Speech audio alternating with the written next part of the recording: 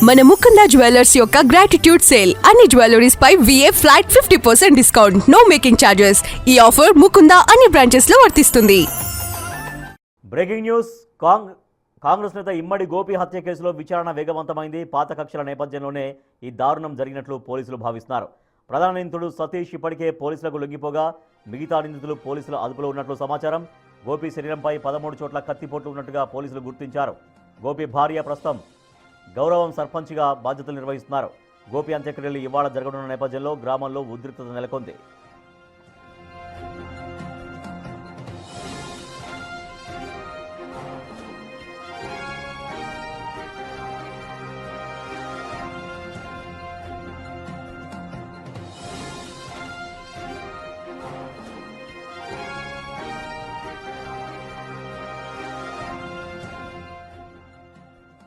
నిజామాబాద్ జిల్లా కాంగ్రెస్ నేత ఇమ్మడి గోపి హత్య కేసులో విచారణ వేగవంతమైంది. అయితే పాత కక్షల కారణంగానే ఈ దారుణం జరిగినట్లుగా పోలీసులు భావిస్తున్నారు. ఇప్పటికే ప్రధాన నిందితుడు సతీష్ పోలీసులకు లొంగిపోయాడు. మిగిలిన నిందితులు కూడా పోలీసుల అదుపులోనే ఉన్నారు. గోపి శరీరం పైన మొత్తం 13 చోట్ల కత్తిపోట్లు ఉన్నట్లుగా పోలీసులు గుర్తించారు.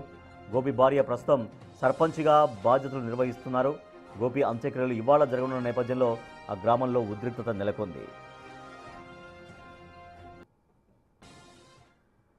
మరింత సమాచారాన్ని మా ప్రతినిధి రాజేష్ అందిస్తారు. రాజేష్, గోపి హత్యకు పాత కక్షలే కారణమని పోలీసులు నిర్ధారించారు. ఎందుకంటే స్వయంగా తన బంధువులే మేనల్లుడు అనుకుంటా, మేనల్లుడే ఈ హత్యకు పాల్పడినట్టుగా తెలుస్తోంది. ఏంటి ఆ పాత కక్షలు?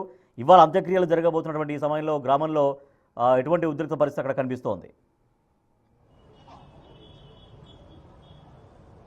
కాంగ్రెస్ నేత ఇమ్మడి గోపి హత్య కేసులో ఇప్పటివరకే విచారణ ముమ్మరం కొనసాగుతుంది. అయితే పోలీసులు ఇప్పటికే విచారణలో ఇప్పటివరకు నిందితుడైన సతీష్ ఎవరైతే ఉన్నారో ఆ రోజు లొంగిపోవడం జరిగింది. మిగతా నిందితుడు కూడా పోలీసులు అదుపులో ఉండో తెలుస్తుంది. అయితే విచారణలో సీరియస్గా తీసుకున్నారు. ఇమ్మడి గోపి ఈరోజు అంత్యక్రియలు కొనసాగున్నాయి. నిన్న పోస్టుమార్టం నిర్వహించిన తర్వాత కుటుంబ సభ్యులకి బాడీని అప్పగించారు. అయితే పోస్టుమార్టం నిర్వహించే సమయంలో కుటుంబ సభ్యులకి బాడీని చూపెట్టారు. సుమారు ఉమ్మడి గోపి శరీరంపై సుమారు 13 కత్తిపోట్లు ఉన్నట్టుగా పోలీసులు అయితే గుర్తించారు. దీనికి సంబంధించి విచారణ సీరియస్గా తీసుకున్నారు. దీనికి సంబంధించి ఇప్పటికే నిందితులు ఎందు గురించి హత్య చేశారు, దేని గురించి హత్య చేయాల్సి వచ్చింది, పాత కక్షలు ఏమున్నాయో కోణంలో విచారణ కొనసాగుతుంది. అయితే ఎవరైతే నిందితుడు సతీష్ ఎవరైతే ఉన్నారో సతీష్తో పాటు అలాగే మొన్న జరిగిన సర్పంచ్ ఎన్నికల్లో ఇమ్మడి గోపికి సంబంధించిన భార్య హేమలత పోటీ చేసిన నేపథ్యంలో సతీష్పై హేమలత గెలుపొందడం జరిగింది. అయితే సతీష్ అప్పుడు ఈ సర్పంచ్ ఎన్నికల్లో ఓడిపోయిన తర్వాత అప్పటి నుంచి కూడా కక్ష పెట్టుకున్నట్టు తెలుస్తుంది. అయితే మిగతా ఎవరైతే ఉన్నారో సతీష్తో పాటు ఇంకొక వ్యక్తి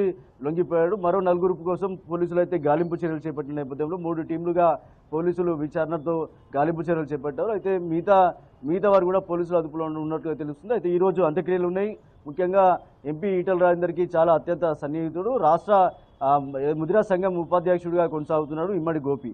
అయితే రాజకీయాల్లో చాలా చురుగ్గా పనిచేసినప్పటికీ చాలా వివాదాస్పద రాజకీయాల్లో తాను ఉన్నట్లుగా కొద్దిగా తెలుస్తుంది. ఈ నేపథ్యంలో చాలా వరకు కూడా గ్రామాల్లో కావచ్చు ఇమ్మడి గోపికి సంబంధించిన రాజకీయ కక్ష తోనే ఈ హత్య జరిగినట్లుగా తెలుస్తుంది. అయితే ఈ కోణంలోనే పోలీసులు కూడా విచారణ చేస్తున్నారు. ఈరోజు ఇమ్మడి గోపికి అంత్యక్రియలు కొనసాగున్నాయని చెప్పుకోవచ్చు.